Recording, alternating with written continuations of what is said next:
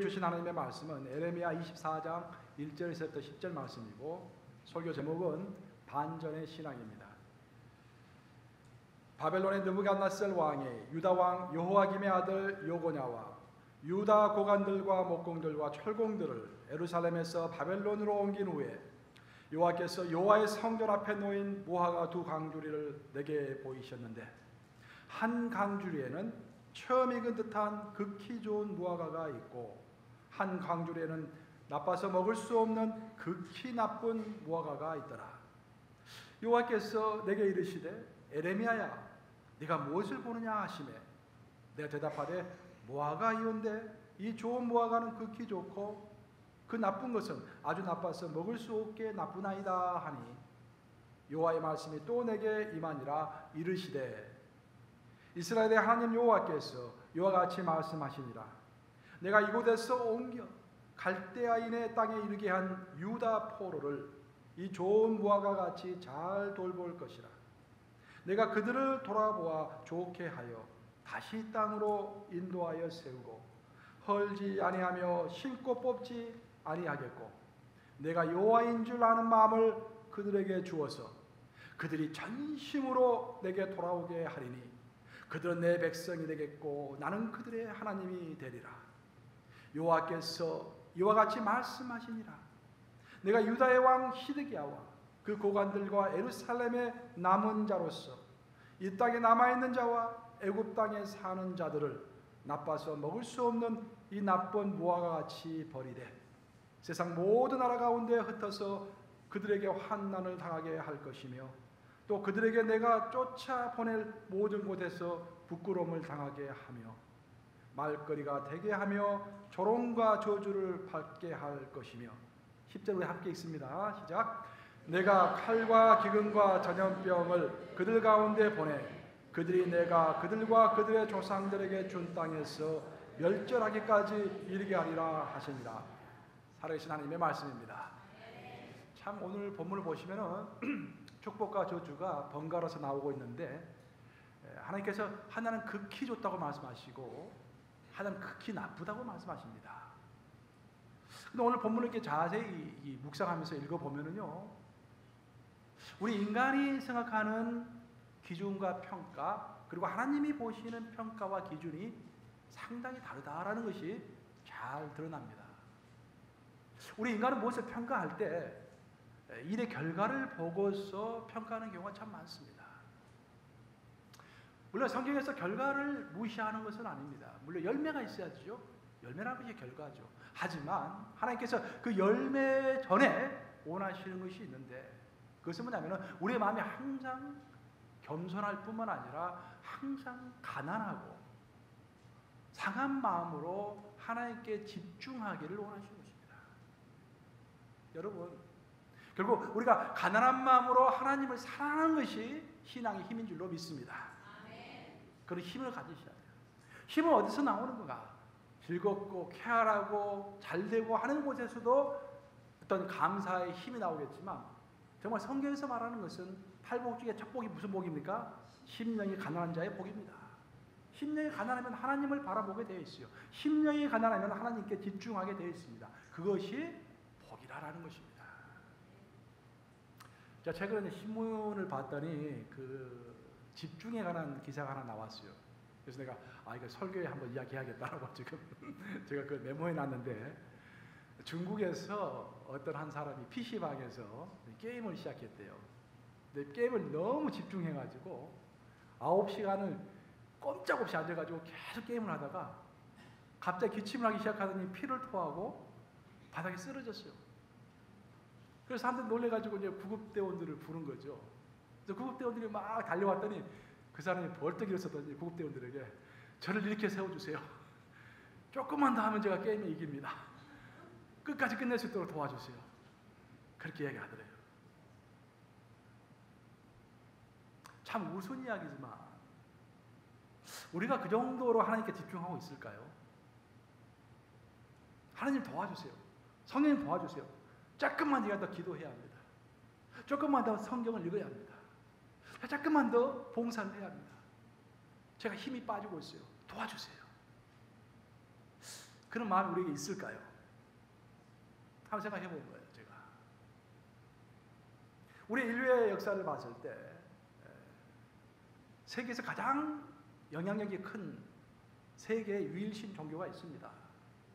연대순으로 이야기하면 첫째가 유대교죠, 유대교. 두 번째가 우리 기독교예요. 세 번째는 이슬람교입니다. 이 3대 세계 종교의 공통된 점이 뭔지 아세요, 여러분들? 이 3대 세계 종교는요, 전부 광야에서 나왔다라는 것입니다. 유대교는 신의 광야에서 나왔죠. 우리 기독교는 유대 광야에서 나온 거예요. 그리고 이슬람교는 모두 아라비아 광야에서 나온 것입니다. 그럼 왜 광야에서 이렇게 가장 핵심적인 깊이 있는 신앙들이 나왔는가? 이 현상을 유심히 관찰한 세계 역사가였던 아놀드 토인비가 유명한 말을 했죠. 이렇게 말을 했습니다. River culture, 즉 강에서 발생하는 화려한 문명. 대부분 화려한 문명은 전부 강에서 나옵니다. 한강, 허드슨강, 샌드강, 다 강에서 이렇게 화려한 문명들이 나와요. 그런 화려한 문명은 수천 년을 지속하는 종교를 결코 생산해내지 못했다. 세월을 이기는 인류의 종교는 모두 집중할 수 있었던, 또 집중할 수밖에 없었던 광야에서 이루어진 것이다. 쉽고 풍요롭고 예측 가능한 강의 문화는 그 내면을 깊게 하는데 스스로의 한계를 지닌다.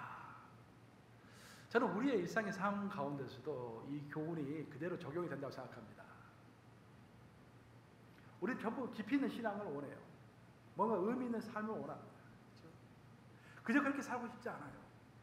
내 삶을 1시간을 투자한다 할지라도 좀 의미 있기를 원해요. 제가 새벽 기도를 준비할 때는요, 시간을 많이 투자해서 준비합니다. 주일 예배처럼 준비해서 새벽 기도를 해요. 그 계기가 있었어요. 제가 우리 교회 처음 부임했을 때, 지금 이제 안 계세요. 지금 멀리 이사 가셨어요. 그분이 저한테 이제 이야기하다가 새벽 기도 가끔 나오는데 허탕치탕하라고 생각되면은 그렇게 마음이 쓸쓸하대요. 집에 돌아가면서 막 화가 난대요. 그 말 듣고 내가 깜짝 놀랐어요. 새벽 기도는 보통 이제 힘드니까 목사님들이 내가 큐티하는 식으로 해서 이제 새벽 기도를 많이 하잖아요. 이렇게. 그게 뭔가 자신에게 의미가 있는 시간이었다고 생각되지 않으면 그 새벽에 나온 시간이 너무 허망하고 돌아갈 때 화가 난다는 거예요. 물론 그 태도가 약간 잘못됐죠. 이제 무엇이든지 받고 아멘하면 되는데, 하지만 그것이 저에게 큰 충격을 주었어요. 그래서 내가 새벽 기도만큼은 어떤 소리를 하든지 준비해서 해야겠구나, 성실하게 해야겠구나, 난 그런 생각을 가진 적이 있습니다. 우리 모두 이렇게 어떤 의미 있는 신앙을 갖기를 원해요. 성숙한 신앙을 하기 원합니다. 또 깊이 있는 신앙을 하기를 원해요. 그러면 우리가 어떻게 해야 의미 있고 깊이 있는 신앙생활을 할 수 있을 것인가? 그 해답은 집중이라는 데 있다라는 것입니다. 집중. 우리가 집중하기 위해서는 우리 삶에 브레이크가 있어야 돼요.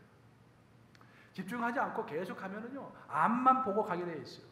하지만 가끔씩 브레이크 걸고요, 하늘을 쳐다봐야 합니다. 아무리 바빠도 어떤 사람, 바쁜 사람은요 24시간 바빠요. 24시간. 성경 볼 시간이 없어요. 근데 진짜로 현명한 사람은 24시간 중에서 브레이크를 걸고서 하나님을 만나는 사람이 현명한 사람이에요. 이래도 24시간은 가고 저래도 24시간은 갑니다. 근데 브레이크를 걸지 못하는 사람은 항상 바쁘다고 그래요. 항상 바쁘다고. 그러니까 진짜 바쁜 사람은 브레이크를 걸 때 걸 줄 알기 때문에 하나님의 말씀을 잘 습득하고 하나님을 만나고 해나가면서 그의 삶의 깊이가 깊어지는 것입니다. 우리가 아무리 크고 강한 전차가 있다고 할지라도 그 전차가요, 브레이크가 없으면 위험한 물건입니다. 그 전차라는 것은 브레이크의 능력만큼만 그 크기를 키울 수가 있는 거예요. 만약에 브레이크의 능력보다 더 몸무게를 키우면은 그것이 위험합니다. 충돌하면 많은 사람들을 죽일 수가 있어요. 우리 신앙도 그럴 줄로 믿습니다. 목사는 그 누구보다도 강한 브레이크를 가지고 있어야 되고, 장로님들도 강한 브레이크를 가지고 있어야 되고, 우리 모두 우리의 신앙에 걸맞는 브레이크를 가지고 있어야 줄로 믿습니다. 우리가 하나님을 만나기 위해서 브레이크를 가질 뿐만 아니라 일상의 삶 가운데서도 시험을 받을 때 브레이크가 필요해요. 우리가 어떤 우리의 감정을 막 상하게 하는 것들이 있잖아요. 어떨 때는 주일날도 그렇죠. 주일날로 자동차 타고 딱 교회 가면은 이 사탄이 항상 방해를 해서 부부가 부부싸움을 했다. 그러면 그때 브레이크를 딱 걸어야 하는 거예요. 여기서 브레이크를 걸고 내 시야를 하나님께 돌려야 하는 거야. 그래서 브레이크를 걸지 못하면은 사단이 나는 거예요. 저도 마찬가지입니다. 목회를 하다 보면은 이것저것 시험 받는 것도 많고 마음에 참 어려운 것도 많고, 그러면은 마음이 어려우면 자꾸 그 사람이 생각이 나고 그 사건이 생각이 나요. 자꾸 집중할 수 없어요. 그러다 보면은 오늘 수요예배 있는데 딱 그러면은 브레이크 거는 거예요. 일단 브레이크 걸고 올려놔. 올고 그리고 이제 하나님의 말씀에 집중하는 거예요. 그러려면 설교하고 나면은 다 잊어버려요. 그래서 또 회복될 수 있는 것입니다. 만약 그래 회복이 없다고 한다면은 목회할 수가 없죠. 단 한 사람을 인도하고 그 사람과 지내기도 힘든데 많은 해중과 함께 해나가면서 어찌 일이 많이 없겠습니까? 하지만 브레이크를 걸기 때문에 내 일을 계속해서 해나갈 수 있는 거예요. 우리는 별 생각 없이 만족하면서 가고 있는 삶의 방향에 대해서도 브레이크를 걸어야 합니다. 모든 것이 잘 되고 있어요. 네, 비즈니스도 잘 되고 자식들도 잘 되고 건강도 뭐 튼튼하고 모든 사람 나를 좋아하고, 그때가 브레이크를 걸어야 할 때입니다. 그때 브레이크를 걸지 않으면은요, 문제는 뭐냐면은 우리가 우리의 삶에 브레이크를 걸지 않으면은 누가 브레이크를 거시겠습니까? 하나님이 우리의 삶에 브레이크를 거시는 거예요. 오늘 본문 내용이 바로 그런 내용입니다. 오늘 본문 내용이 어떤 내용이냐면은 이스라엘 민족이 한때 잘 나갔어요. 잘 나가니까 하나님 별로 바라보지 않았습니다. 하나님께 집중하지 않았어요. 그러니까 하나님께서 그들의 삶에 브레이크를 거시는 것입니다. 하나님이 선택한 이스라엘 민족의 역사를 쭉 살펴보면은요, 하나님께서는 정말 그 훈련의 역사로 그들을 인도하셨습니다. 여러 가지 이야기가 나오지만 심플하게 하나님께서 이스라엘 민족을 어떻게 하셨냐, 어떻게 인도하셨냐라고 한마디로 대답해라라고 한다면은 그들을 훈련으로 인도하셨다라는 거예요. 어떤 훈련? 그것은 하나님만 바라보도록 하는 훈련을 시키셨어요. 전부 그런 내용입니다. 아브라함, 이삭, 야곱, 요셉. 하도 이야기를 많이 해서 제가 굳이 설명하지 않겠어요. 전부 다 그들이 온전히 하나님을 바라볼 때까지 하나님은 그들을 훈련시키신 거예요. 그리고 이스라엘 민족이 어느 정도 컸을 때 그 민족을 데리고 하나님께서 시내 광야로 그들을 데려가셨습니다. 시내 광야에서 그들에게 세 가지를 주셨어요. 율법을 주셨고, 절기를 주셨고, 성막을 주셨습니다. 신앙생활의 가장 기본적인 기구를 세 개를 주시고 난 다음에 이제 본격적으로 훈련시키시는데, 그들을 데리고 하나님께서는 가데스 바네아, 그리고 에시온게벨, 그리고 모압 평지까지, 정확하게 말하면 38년 3개월이죠. 40년에서 약간 부족하죠. 38년 3개월 동안 쭉 광야 생활을 하게 만드십니다. 그 광야 생활 내내 하나님은 어떤 훈련을 시키셨는가? 그들이 하나님은 먹을 것 다 주셨어요. 입을 것 다 주셨습니다. 먹을 것이 끊이지 않았고 옷이 헤어지지 않았어요. 먹을 것 입을 것 다 주셨어요. 그러고 나서 너희가 해야 할 것이 딱 하나 있다. 그것은 뭐였습니까? 항상 하나님을 바라보는 것이었어요. 하나님을 바라보는 자만이 불뱀에 물려서도 살아날 수 있었습니다. 하나님을 바라본 자만이 구름기둥과 불기둥을 보면서 갈 길을 알 수 있었어요. 그걸 계속 훈련시키십니다. 그것을 깨닫는데 38년이 걸렸어요. 여러분, 오늘은 어떻습니까? 저는 오늘도 똑같다고 생각하세요. 하나님은 항상 우리에게 무조건 따르라 말씀하시지 않으세요. 따를 수 있는 조건을 우리에게 일단 제공하십니다. 먼저 먹을 것과 입을 것을 다 주세요. 우리 하나님은, 예수님이 그렇게 설명하셨죠? 들에 핀 들국화를 보라. 누가 입히지도 않았는데 잘 살지 않느냐. 하늘에 나는 새를 보라. 잘 먹고 잘 살고 있지 않느냐. 무엇을 먹을까, 무엇을 입을까 염려하지 말라. 그것은 이방인들이 염려하는 것이요, 내일은 내일 염려할 것이고 한날 괴로움은 그날에 족하느니라. 염려하지 말라는 거예요. 이미 내가 너에게 먹을 것과 입을 것을 약속한다는 그런 말씀입니다. 여러분 아멘 하십니까? 네. 여러분 돈이 없어서 굶은 적 있으세요? 더 잘 살고 싶어서 괴로운 것이지 먹고 사는 것이 문제가 아니에요. 우리 하나님은 뭐냐면은 먹고 사는 것을 내가 너에게 줄 테니까 너희가 나에게 집중하라는 거예요. 시야를 하나님께 두라는 거예요. 그럼 내가 더 큰 복을 내게 주시겠다라는 것입니다. 더 큰 복의 조건 다른 것이 아니라 하나님을 온전히 바라보는 거예요. 그 훈련을 계속해서 시키는 것입니다. 이스라엘 민족은 38년 3개월 동안 훈련받았지만 우리는 죽는 그날까지 훈련하다가 죽는 거예요. 그리고 천국에 가면 어떻게 됩니까? 요한계시록 읽어보면은 하나님의 천상의 보좌 앞에서 거룩 거룩 거룩 하면서 계속 하나님 거룩만 외치는 거예요. 하나님 바라보면서. 거기는 이제 꼼짝없이 하나님만 바라봐야 돼. 천국 가면. 그 어떤 사람들은 목사님 천국 굉장히 지루할 것 같아요. 그렇게 이야기하는데 그렇게 지루하지 않을 거예요. 가면 또 분명히 뭐가 있을 거야. 그렇죠? 근데 천국에 가면은 성경에 묘사되어 있는 우리 죽음 이후의 삶이 성경에 다 묘사되어 있잖아요. 죽음 이후의 삶은 하나님을 찬양하는 삶이에요. 계속 하나님만 바라보는 삶입니다. 그리고 여기서 워밍업을 시키는 거예요. 지금 이 땅에서.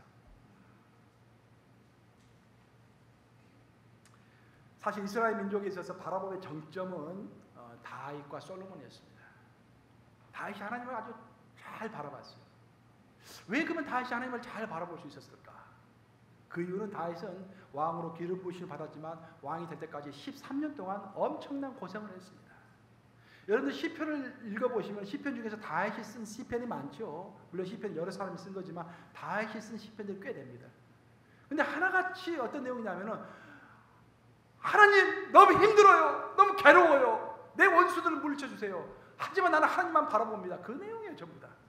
요약하면 심플해요. 나는 힘들지만 하나님만 바라봅니다. 그 내용. 그런 인물을 만들기 위해서 하나님은 13년 동안 원래 그를 왕으로 부르셨잖아요. 그 곧바로 왕이 돼야 하는데 왕으로 부르셨음에도 불구하고 13년 동안 훈련시키신 다음에 왕으로 삼으신 거예요. 우리 인생도 똑같습니다. 정말 여러분들이 하나님께서 여러분을 사랑하신다면 어떤 미션과 비전과 콜링을 주실 것인데 콜링을 주자마자 하나님은 여러분을 사용하지 않으십니다. 온갖 고생을 하게 만드세요. 왜? 그 가정 가운데서도 하나님을 바라보는 훈련을 해야 하기 때문에 하나님의 나라에서 진짜 필요한 사람은 다른 사람이 아니라 하나님을 바라보는 사람이 필요하기 때문에 우리가 몇 번 공부했지만 요단강을 건너기 전에 하나님께서 그들에게 군사훈련 시키셨습니까? 아니에요. 하나님을 바라보는 훈련. 길갈에서 그들에게 또 어떻게 하셨습니까? 싸울 준비를 하라고 하지 않으시고 한련을 받으라고 하셨어요. 전쟁은 하나님께 속해 있다라는 거예요. 하나님을 바라보는 것이 먼저이지 전쟁 준비하고 비즈니스 준비하고 그런 것이 다른 준비가 먼저가 아니라는 그런 말입니다. 그런데 그 아들 솔로몬은 하나님을 바라보는 게 좀 미약했습니다. 솔로몬이 처음에는 하나님을 잘 바라봤어요. 1000번의 제사도 지내고 그래서 하나님께서 감탄하셔가지고 사랑했습니다. 솔로몬을. 근데 솔로몬의 결정적인 약점은 뭐냐면은 아버지 다윗처럼 고생하지 않았어요. 고생을 몰라요. 그러면서 인생을 살다 보니까 하나님께서 점점 축복해 주셔가지고 최대의 영토, 최고의 재물, 최강의 군사를 주셨죠. 그게 이제 자신의 힘으로 된 걸로 착각하기 시작한 거예요. 하나님께서는 신명기를 읽어보면 왕은 3가지를 가지지 말아야 한다고 했습니다. 첫째는 아내를 많이 두지 말라고 그랬어요. 아내를. 두 번째로는 왜? 아내가 많으면 어떻게 됩니까? 내가 어떻게 해야 아내를 기쁘게 할꼬? 원래 우리의 의무는 뭡니까? 내가 어떻게 해야 하나님을 기쁘시게 할꼬? 라고 해야 하는데 아내가 많으면은 내가 어떻게 해야 아내 1번, 2번, 3번을 기쁘게 할꼬? 그 무려 1000명이 있었다는 거 아니에요. 1000명. 그래서 날마다 하루에 오늘 어떻게 하면 오늘 1번에서부터 10번까지를 기쁘게 할까? 그 다음 날은 어떻게 하면 12번부터 20번까지를 기쁘게 할까? 1000명의 아내를 기쁘게 하려고 하니 하나님께 마음 둘 시간이 없었던 거예요. 두 번째로 두지 말라는 게 뭐였습니까? 말을 많이 두지 말라는 거예요. 말은 군사력의 상징입니다. 근데 솔로몬은 애굽으로부터 엄청난 말들을 많이 수입했어요. 그걸 말장사도 했어요. 솔로몬을 잘 살게 된 이유가 말장사를 해서 말을 수입해가지고 잘 길러가지고 또 팔았습니다. 말이 엄청 많았어요. 군사들이 많았어요. 또 하나님은 은금을 두지 말라고 그랬죠. 엄청난 부를 쌓았습니다.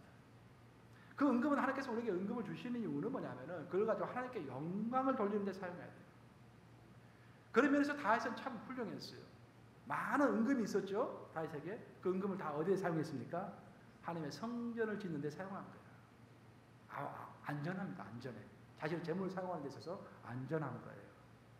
오늘날로 말하면 우리 헌금하는 거겠죠. 거기다 하나 더 안 좋은 것이 있었는데, 이방 여인을 자꾸 안으로 삼다 보니까 이방 여인이 올 때마다 우상들을 하나씩 갖고 오는 거야. 자기가 섬기는 신들을. 그래서 하나님의 성전에 온갖 잡동사니 우상들이 가득했던 것입니다. 그래서 하나님께서 2번 나타나셨죠. 일부에서 제가 3번 나타났다고 하니까 우리 차가 2번이라고 그래서 찾아보자. 2번이래. 할렐루야. 훌륭한 아내를 두어서 제가 나는 3번, 어디서 3번을 내가 알고 있죠? 3번을 알고 있었는데 2번 하나님께서 나타나신 거예요. 2번 나타나셔가지고 경고하신 거예요. 너 그렇게 하지 말라고. 근데 솔로몬이 말 듣지 않습니다. 근데 그 솔로몬은 아버지 다윗 때문에 살아나죠. 내가 너를 지금 당장에 징계하고 싶은데 너 아버지 다윗을 봐서 내가 너 아버지 다윗에게 약속했기 때문에 너는 내가 건들지 않겠다. 하지만 솔로몬이 죽자마자 하나님께서 그 왕국을 두동강으로 딱 냅니다. 북이스라엘과 남유다로. 그리고 북이스라엘에는 그 나라가 멸망할 때까지 19명의 왕이 있었습니다. 근데 성경을 쭉 읽어보면은 하나님 마음에 합한 왕이 단 한 명도 없었다는 거예요. 하나님을 집중해서 바라보는 왕이 없었어요. 그래서 그들은 빨리 아시리아에게 멸망을 하게 됩니다. 남유다에는 반면에 20명의 왕이 있었는데 그래도 그 중에 8명의 왕은 하나님을 집중하여 바라보는 그런 왕이었습니다. 근데 거기서 보면 참 내가 마음의 위안을 많이 삼는 게 뭐냐면은 그 8명의 왕도 항상 하나님께 충성했던 왕은 아니에요. 가끔가다 실수하고요, 넘어지고요, 배반도 했습니다. 하지만 다시 돌아오고요. 그런데 한때 하나님 또 열심히 섬겼어요. 근데 한때 하나님을 열심히 섬긴 것도 하나님께서는 다 카운터를 하시더라고요. 할렐루야. 얼마나 안도가 되는지. 저도 가끔씩 좀 하나님 말씀 안 들을 때가 있잖아요. 안 될 때가 있는데, 겁이 날 때가 있는데, 성경 읽어보면, 그래도 한때 열심히 섬겼던 것을 하나님께서도 인정하시는구나. 또 회개하고, 므낫세 같이 그렇게 못된 왕도 나중에 회개하고 돌아서니까 하나님께서 축복하셨잖아요. 회개하면 되는 거구나. 얼마나 위안이 되는지 몰라요. 우리 하나님 최고예요. 보면 용서하시고. 그래도 그 8명의 왕이 하나님께 집중했기 때문에 하나님께서 그 8명의 왕 때문에 남유다를 축복하셔서 그나마 좀 오래 버텼던 거예요. 하지만 시대가 가면 갈수록 그들의 왕들과 그들의 백성들이 하나님께 집중하지 않습니다. 하나님께서 주신 축복을 누리는데 여념이 없었어요. 그래서 하나님은 도저히 안 되겠다. 이들을 나에게 집중시켜야겠다라고 대책을 세우십니다. 그 대책이 뭐냐면은 바벨론으로 하여금 침략하게 만드시는 거예요. 그래서 느부갓네살, 바벨론의 초대 왕이었던 느부갓네살 왕이 침입을 하죠. 그래가지고 하나님의 성전을 다 무너뜨립니다. 하나님의 성전이 무너질 거라고는 아무도 생각하지 못했죠. 하나님의 집이시기 때문에 어떻게 하나님이 하나님의 집을 무너지게 할 수 있느냐. 거기는 안전하다고 생각했어요. 하지만 그건 무너졌습니다. 그리고 왕과 고관들과 또 기능공들, 일꾼들을 다 끌고 갔어요. 바로 그때 하나님께서는 이스라엘 민족에게 교훈을 주시기 위해서 에레미야를 부르시는 것입니다. 그것이 어디에 나왔다? 오늘 본문의 내용인 거야. 이제 오늘 본문의 배경인 거야. 배경 설명을 쭉 한 거야. 이제까지 또 길었어요. 이제. 서론 끝난 거야 이제. 그래서 이제 오늘 본문에 보시면은 에레미야에게 하나님께서 환상을 보여주세요. 그 환상을 보면은 성전 앞에가 광줄이 2개가 있습니다. 근데 광줄 하나에는 극히 좋은 무화과 나무라고 되어 있어요. 먹기 좋은 극히 좋은 무화과가 많이 담겨 있어요. 근데 반대쪽 광줄에는 극히 나쁘다고, 극히라는 말이 들어 있어요. 성경에 보면은 극히 나빠서 도저히 먹을 수 없는 그런 무화과가 담겨 있는 것입니다.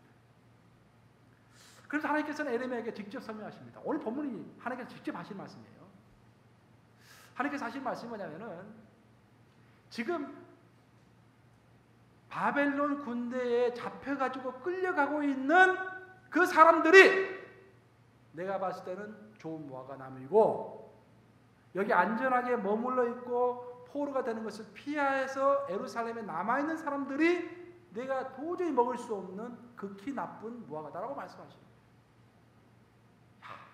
여기서 우리가 큰 교훈을 얻어야 할 줄로 믿습니다. 우리의 인간의 평가하고 하나님의 평가가 극과 극인 거예요. 그럼 어떤 근거하에서 하나님께서는 이들이 이런 평가를 하셨는가? 그래서 우리가 이해하려면 에스겔 11장 3절을 봐야 돼요. 에스겔서 11장 3절에 보면은 가마솥의 고기라는 이야기가 나옵니다. 가마솥의 고기. 이게 무슨 말이냐면은 우리가 큰 가마, 큰 솥단지 있잖아요. 큰 솥단지에다가 뭐 소고기, 돼지고기 넣어가지고 끓이잖아요, 이제. 그러면은 나중에 이제 필요 없는 뼈다귀나 껍질 같은 거 다 버리고 알코기들만 딱 남게 되잖아요. 그 당시에 포로로 끌려가지 않고 예루살렘에 남아있었던 사람들이 자기들이 가마솥의 고기라고 생각을 했어요. 그리고 끌려가는 사람들, 포로로 끌려가는 사람들은 뭔가 하나님 앞에서 죄를 지었고 뭔가 문제가 있기 때문에 끌려가는 사람들이라고 생각했어요. 그래서 가시나 껍데기나 뼈 같은 사람이라고 생각했어요. 그래서 굉장히 자부심을 가지고 있었어요. 근데 하나님께서는 정반대로 생각하신 거예요.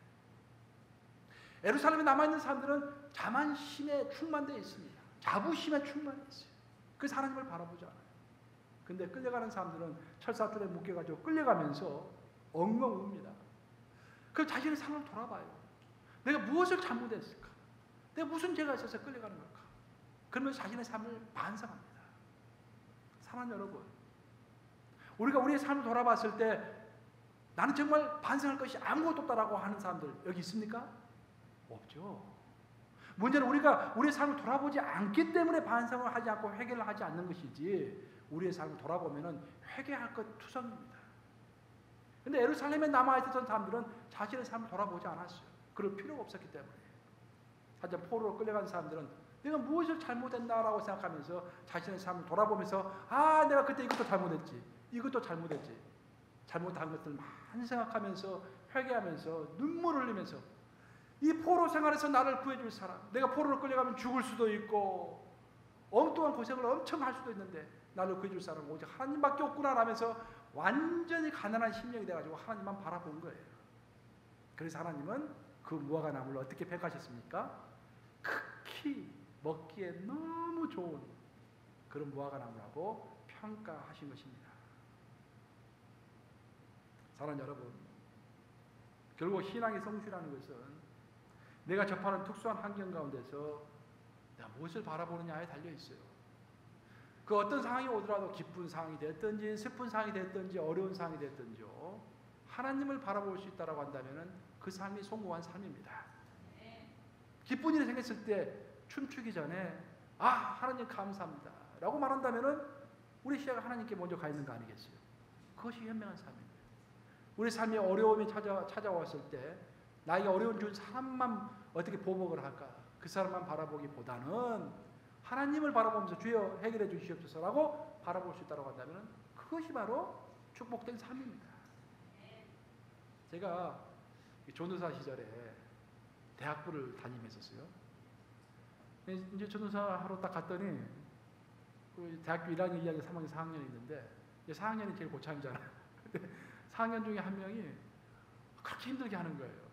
나이도 이게 어린 친구가.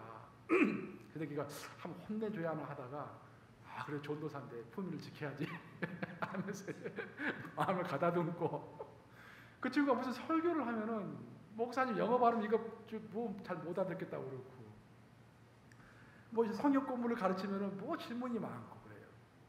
그래서 그 다음부터 성역 공부 갈 때마다 미리 다 준비하는 거야. 미리 다 한번 연습해보고 가서 성역 공부를 가르치는 거예요. 1시간 성역 공부 가르치는데 5-6시간 준비하는 거야 이게. 설교할 때도 일일이 단어 하나씩 이렇게 몇 번 연습하고 힘들었어요. 물론 지금 생각해 보면 그렇기 때문에 이제 실력이 많이 좋아졌지만 그 친구가 졸업하니까 마음이 좀 시원했습니다. 하지만 이 캠퍼스 미니스트리가 이래서 좋구나. 아무리 힘들어도 그 시간은 가니까, 그 학생들은 가니까 이 성인의 종은 아니야 이게. 죽을 때까지 같이 가야 하니까 이게. 근데 한참 시간이 지났는데 이 친구가 나에게 편지를 보낸 거예요. 어떤 내용인가 하고 편지를 읽어봤더니 목사님 사랑합니다라고 써놨어요. 참 그렇구나. 근데 더 감동받은 내용이, 목사님 내가 이번에 의과대학에 진학했는데, 그 의과대학에 갔었어. 캘리포니아 쪽으로 의과대학을 갔었는데, 이번에 그 의대생들이 받는 론을 받았어요. 교회 생각이 났어요. 목사님 생각도 나고. 그래서 그 론에 11조를 10분의 1을 떼어서 교회로 보냅니다. 우리 가난한 교회 목사님 잘 활용하기를 바래요. 얼마나 내가 감동을 받는지 몰라요. 후회가 무척 됐어요. 좀 더 잘할까? 함께 있을 때 잘할까? 눈물이 막 앞을 가려요. 그러니까 그때는 이제 전도사 시절이었기 때문에 또 마음도 굉장히 여렸죠. 목회를 많이 하다 보면요, 마음이 담대해요. 뭐 해도요 별로 눈물도 별로 안 나고, 누구 해도 뭐 이렇게 별로 들어온 마음도 없어지고 그러는데, 전도사 시절이니까 이제 마음이 여리잖아요. 눈물도 막 많이 나더라고요. 그래서 한참 세월을 흘렀는데 그 친구가 또 전화를 했어요. 목사님, 목상안에 한번 놀러 가고 싶어요. 오라고 그랬죠. 그랬더니 이제 의과대가 다 졸업하고 뉴욕 쪽에서 인턴 레지던트 과정을 해야 하는데 인터뷰를 하러 온대요. 그래서 목사님 꼭 한번 보고 싶다는 거예요. 우리 집에서 만났는데 정말 그 막내 동생 보는 그런 기분 있지 않습니까? 오랜만에 한국에 가서 막내 동생 보는 기분. 그 전에는 자꾸 피하고 싶었는데 너무 감동이 오는 거예요. 허그를 탁, 남자와 남자끼리 허그를 또 진하게 한번 쭉 하고, 또 우리 집에서 같이 식사하고, 그런 일이 있었어요. 내가 만약에 그런 과정을 거치면서 원통하게 생각하고 어떤 내 믿음의 진보가 없었다고 한다면 얼마나 나에게 손해였을까. 하나님께서 그렇게 나에게 시련을 주시고 무거운 돌처럼 그 친구가 나에게 다가왔었는데, 그래도 그것을 이겨내고 꾹 참고 그 세월을 인내했기 때문에 이런 좋은 날이 있지 않은가, 그런 생각을 제가 하게 됐습니다. 제가 최근에 그런 책을 한 권 읽었어요. 책에 그런 예화가 나오더라고요. 어떤 애가 나오냐면, 어떤 사람이 사막길을 가게 됐대요. 가도 사막 언덕인 거예요. 모래 언덕이에요. 굉장히 힘이 들었습니다. 그러다가 오아시스를 발견했어요. 오, 땡갓 하면서 너무 기쁜 마음에 이제 오아시스 가서 막 목을 축이고 시원하게 이제 앉아 있는데, 옆을 딱 보니까 어른 키 정도 되는 어린 야자수 나무가 이제 자라나고 있는 야자수 나무가 딱 있었던 거예요. 갑자기 쌤통이 났어요, 친구가. 그래서 그냥 옆에 딱 둘러보니까 큼직한 돌이 있어요. 그 큼직한 돌을 가져다가 그 어린 야자수 나무 위에다가 딱 올려놓은 거예요. 그리고 떠나버렸어요. 그냥 무책임하게. 그 내려놓고 떠나야 하는데 그 올려놓고 떠나버렸어요. 그 어린 야자수 나무는 너무 무거웠어요. 그래서 그 돌을 떨치기 위해서 고개를 이렇게 숙여보기도 하고 좌로 옆으로 이렇게 몸을 흔들어 보기도 했습니다. 떨어지질 않아요. 할 수 없이 그 무거운 것을 이고서 살아갈 수밖에 없는 운명이 되었습니다. 그 무게가 너무 무거웠기 때문에 그 무게를 버텨내기 위해서는 뿌리가 깊게 내릴 수밖에 없었습니다. 그래서 무게를 이겨내기 위해서 뿌리를 깊게 내렸습니다. 깊게 내리다 보니까 생수를 만나게 된 거예요, 밑에서. 그래서 나무가 무럭무럭 자라갔습니다. 그래서 계속해서 그 무게를 이기기 위해서 몸집을 키우다 보니까 어느덧 그 근방에서 가장 큰 황제 야자수 나무가 되었던 것을 발견하게 된 것입니다. 저는 애화이지만 참 많은 감동이 있었어요. 목회를 하면서 참 내 마음속에, 내 머리 위에 돌이 몇 개가 있는가 생각해봤습니다. 많은 돌들이 있어요. 그렇지만 한편으로 감사한 것은 그 돌들 때문에 이만큼 성장한 거예요. 그 돌들 때문에 이만큼 담대함이 생긴 것입니다. 그 돌들 때문에 내가 어떤 위협이 오더라도, 내가 죽는 한이 있더라도 하나님을 따르겠습니다 라는 고백이 나올 수가 있는 것입니다. 여러분의 삶도 예외가 아니라고 생각해요. 여러분에게 돌을 얹어놓는 그런 가시와 같은 사람들이 있을 것입니다. 하지만 그 가시와 같은 사람이 여러분에게 축복이에요. 통로인 거예요. 그것이 여러분의 이웃이 될 수도 있을 것이고, 그것이 여러분의 가정에 여러분의 남편이 될 수도 있고, 아내가 될 수도 있고, 여러분의 자녀가 될 수도 있어요. 하지만 그 가시와 같은 사람의 그 묵직한 돌 때문에 내가 깊이 기도하게 되는 것입니다. 그것 때문에 내가 내 인생에 브레이크를 걸고서 하나님을 바라보게 되는 거예요. 인생의 축복은 어디서 온다고 했습니까? 하나님을 바라보면서 온다고 했습니다. 한번 다시 해볼까요? 인생의 축복은 하나님을 바라보면서 나온다. 하나님은 우리에게 브레이크를 거세요. 우리 인생에. 그리고 바라보게 하십니다. 내가 브레이크를 걸지 않으면 하나님께서 브레이크를 거세요. 사사기 3장 2절에 이런 말이 나오죠. 한번 같이 읽어보겠습니다. 사사기 3장 2절 같이 읽습니다. 시작. 이스라엘 자손의 세대 중에 아직 전쟁을 알지 못하는 자들에게 그것을 가르쳐 알게 하려 하사 남겨두신 이방 민족들은, 옛날 성경에는 남겨놓은 열국이라 되어 있어요. 여기는 이제 다시 번역을 바꿔가지고 남겨두신 이방 민족들이라고 했습니다. 하나님께서 이스라엘 민족을 다시 처음 이야기 돌아가면 38년 3개월 동안 훈련시키신 다음에 모세의 시대를 거치고 여호수아의 시대를 거쳐가지고 가나안 땅을, 약속의 땅인 가나안 땅을 정복하게 하셨어요. 근데 하나님께서는 그것을 완벽하게 정복하게 하신 것이 아니라 몇몇 가나안 족속들은 남겨두셨어요. 하나님의 능력이 없어서 그렇게 하셨습니까? 아니에요. 하나님 얼마든지 그것을 완벽하게 정복해서 깨끗하게 이스라엘 민족에게 줄 수 있었어요. 하지만 그렇게 하나님께서 깨끗하게 처리하지 않으셨어요. 우리가 그렇게 생각할 때가 있잖아요. 하나님 10억만 주세요. 100만 달러만 주세요. 그런데 99만 달러만 딱 주시는 거예요. 사람들한테 말할 때 100만 달러 받았다 하면 참 말하기가 좀 편할 텐데 왜 99만 이렇게 하시나? 다 이유가 있는 거예요. 너무 자만하지 말라고 그러시는 거예요. 너무 자랑하지 말라고 그러시는 것입니다. 완전히 정복하게 하지 않으시고 몇몇 족속을 남겨두셨어요. 왜 그런지 아세요? 모세 시대, 여호수아 시대에 같이 했던 사람들은요, 산전수전을 다 겪었어요.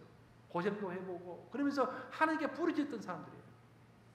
근데 모세도 죽고 여호수아도 죽었을 당시에는요, 이제 2세대, 3세대 됐는데 이들은 전쟁을 몰랐어요. 고생을 별로 해보지 않았어요. 그래서 하나님은 권투 선수에게는 누가 필요합니까?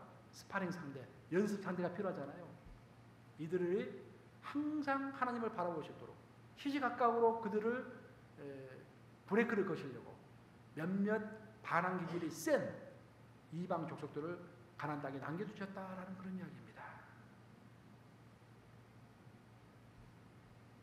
이처럼 하나님은 우리의 믿음의 연단을 위해서 우리의 인생에 가시와 같은 존재들을 남겨둡니다.